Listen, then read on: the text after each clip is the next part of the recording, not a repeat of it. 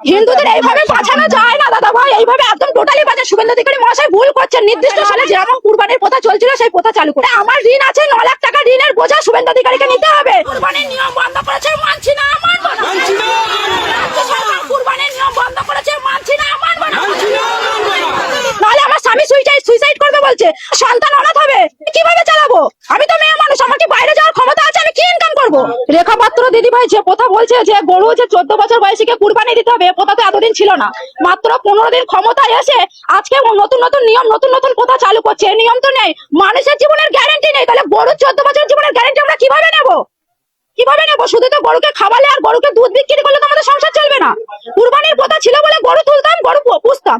এখন যদি এই নিয়ম চালু হয় তাহলে মুদি আমাদের খাটালে গরু তুলে দিক, তারপরে আমরা সেই গরুকে মুদি খাওয়ানোর পয়সা দেবে, আমাদের দেখাশোনা করার পয়সা দেবে, তাহলে গোমাতাকে সেই 14 বছর বয়স পর্যন্ত আমরা রেখে দিতে পারবো। তার আগে গোমাতা এতদিন এই প্রথা চালু ছিল না, আমরা এই প্রথা রাখতে পারবো না। আমাদের কুরবানির প্রথা চালু করুক, নাহলে আমাদের স্বামীরা সন্তানরা সব অনাথ হয়ে যাবে, সুইসাইড করবে বলছে।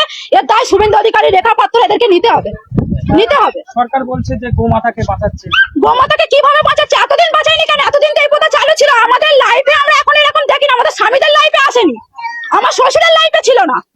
তাহলে এখন এই প্রথা কিভাবে চালু করেছে সরকার? আমাদের নির্দিষ্ট সময় দেওয়া হোক, মানবো। সরকার এসছে, আইন মেনে নেবো, কিন্তু নির্দিষ্ট সময় না দিলে আমরা মানতে পারবো না। হাতে মাত্র 10 দিন সময় আছে, আমরা কিভাবে মানবো?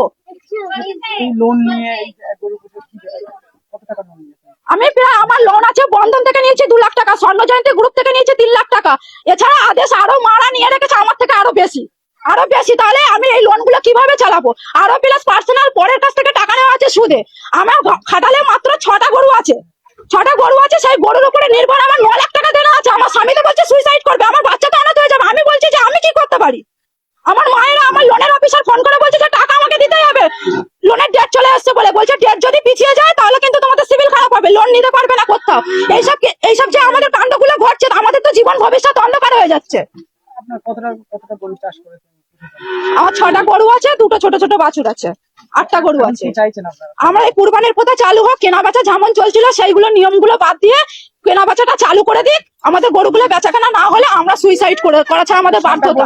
হিন্দুদের বাঁচাচ্ছি, হিন্দুদের এইভাবে বাঁচানো যায় না দাদা ভাই, এইভাবে একদম টোটালি বাজে। শুভেন্দু অধিকারী মহাশয় ভুল করছেন। নির্দিষ্ট সময় দেওয়া হোক মানুষকে, নির্দিষ্ট সময়। 15 দিন ক্ষমতায় এসে এখন এগুলো হয় না, এগুলো হয় না, এগুলো আমরা মানতে পারছি না। তাহলে আমাদের স্বামী, আমার সন্তানের, আমাদের সংসারের দায়িত্ব নিয়ে যায় লোনের, তারপরে আমার সংসারের যাবতীয় দেনাপত্র দায়িত্ব নিয়ে নিক শুভেন্দু অধিকারী মহাশয়। নাহলে যেমন কুরবানির প্রথা চলছিল সেই প্রথা চালু করে দিক। নাহলে আমার ঋণ আছে 9 লাখ টাকা, ঋণের বোঝা শুভেন্দু অধিকারীকে নিতে হবে। নাহলে আমার স্বামী সুইসাইড করবে বলছে, আমার সন্তান অনাথ হবে, আমি কিভাবে চালাবো? আমি তো মেয়ে মানুষ, আমার কি বাইরে যাওয়ার ক্ষমতা আছে? আমি কি ইনকাম করবো?